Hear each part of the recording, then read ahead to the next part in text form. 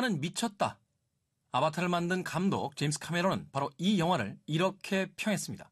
과연 이 영화의 어떤 점이 아바타의 감독을 그토록 놀라게 만든 것일까요? Beautiful, don't you think? What? The sunrise. 영화는 우주의 광활한 공간에서 아주 고요하게 시작하죠. 주인공은 라이언 스톤이라는 박사인데요. How you feeling? Like a chihuahua that's being tumble dried? 라이언 스톤은 우주에 떠있는 허블 우주망원경을 수리하는 임무를 현재 수행 중인데요. 우주 비행 자체가 지금 처음인 거죠. 그 옆에는 베테랑 우주인인 맷 코알스키가 함께 있는데요. Mission abort. Repeat. Mission abort. Explorer, this is Kowalski confirming visual contact with debris. Debris is from a BSE sat. 하지만 러시아가 폭파시킨 위성의 잔해가 결국 그들과 충돌하게 되면서 라이언 스톤 박사는 모든 것이 단절된 우주에 홀로 남겨집니다. Do you copy? Yes, I copy. I'm detached. I don't know. I'm spinning. I can't. 생존이 불가능한 우주에서 미아가 돼버린 라이언 스톤 박사. 과연 그녀는 무사히 지구로 귀환할 수 있을까요? Anybody, please copy. 영화 그래비티입니다. 미국에서는 2억 불이 넘는 어마어마한 흥행 성적을 거뒀고요. 지금까지도 계속 박스오피스에서 상위를 차지하고 있습니다. 네, 장기간 상영할 것 같은 느낌이 들고요. 네. 이 가을에 지금 가장 강력한 영화이면서 가장 큰 화제를 모으고 있는 작품이죠. 국내에서도 그렇고요. 자, 그렇다면 이 영화를 만든 알폰소 쿠아론 감독에 대해서 좀 알아볼 필요가 있습니다.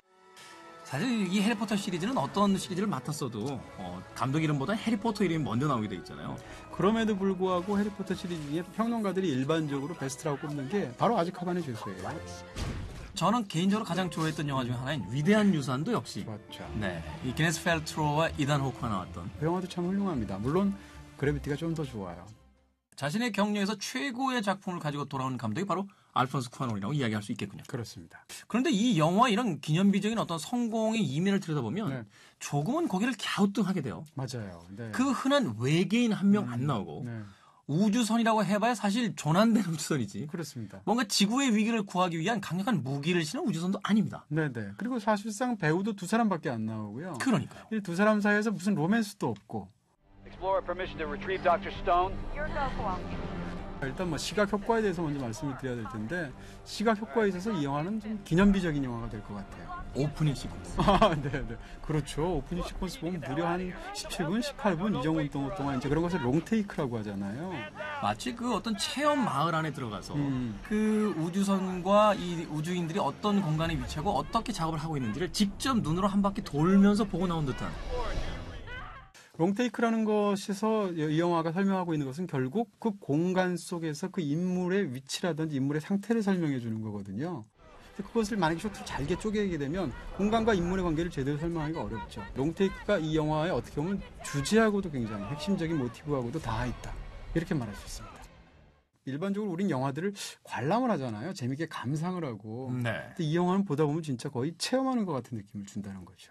그 두 명의 우주인 사이에 어딘가 제가 앉아있는 듯한. 우주에 대해서 생각할 때 우리가 양극단의 경험이 있습니다. 하나는 뭔가 하면 우주라는 낭만. 우주를 유영하면 얼마나 정말 낭만적일까. 이런 것들이 있을 거고요. 또 하나는 우주라는 공포가 있거든요. 그 아무도 없음. 중력조차 없이 영원히 떠다닐 수밖에 없는 그런 굉장히 무서운 듯한 느낌이 있는데 이 영화는 그런 우주의 낭만, 우주의 공포를 동시에 너무나 다 역설적으로 잘 보여주고 있다는 거고요. 영화의 주제를 그냥 한 줄로 정리할 수도 있을 것 같아요. 우주에서 미아가 된 한 여성 우주인이 지구로 귀환한다. 그렇죠. 일부 의견이 어떤 의견이 있냐면 그래비티 기술적으로는 너무 훌륭하다. 근데 이야기는 너무 간단하고 시시하고 저는 그렇게 전혀 생각하지 않습니다. 이 영화가 훌륭한 것은 기술적으로 완벽한 것도 훌륭하지만 그 못지않게 굉장히 잘 쓴 시나리오고. So what do you like about being up here? The silence. 우주는 조용한 게 가장 좋다라고 말하는데 그 조용하다는 건 사람들로부터 떨어져 나왔다는 거죠. 그리고 이 여자는 지금 생에 대한 의욕이 사실은 없다는 거예요. 근데 이 여자가 조난 사건을 겪으면서 헤어지게 되고 그러면서 막 교신하는 내용을 보게 되면 응답하세요. 거기 누구 없어요 하고 다른 누군가를 애타게 찾습니다. Anyone. Anybody. 저는 개인적으로 사운드가 정말 어마어마했던 것 같아요. 엄청나죠. 그 사운드가 어마어마하다는 게 참 역설적으로도 훌륭한 게 우주에서는 소리가 없잖아요. 그렇죠.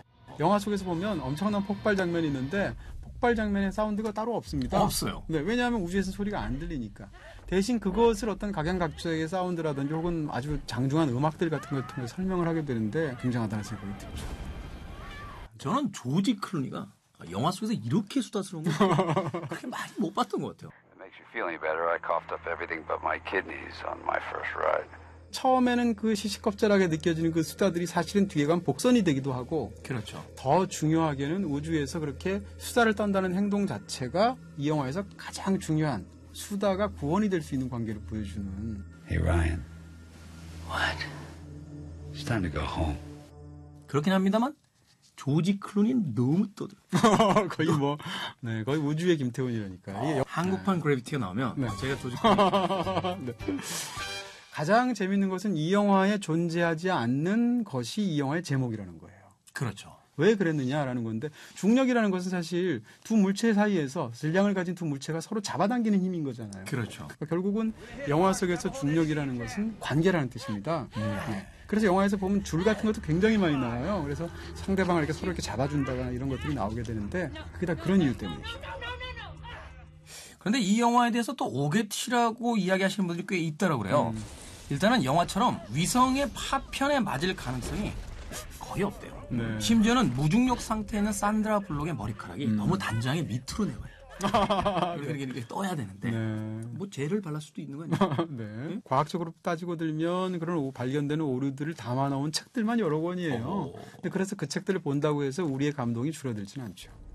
자, 그렇다면 과연 우리가 상상할 수 없었던 SF 영화 그래비티는 과연 몇 개의 별점과 한 줄 정리를 받아낼까요? 이 영화에 대한 제 별점은 5개입니다. 네, 5개. 5개요? 네, 처음입니다. 별이 5개? 덥석 무비월드에서 영화는 수다에서 저희가 지난 3, 4년간 별점 5개 준 게 처음인 것 같아요. 여러분, 별이 5개짜리 영화가 나왔습니다.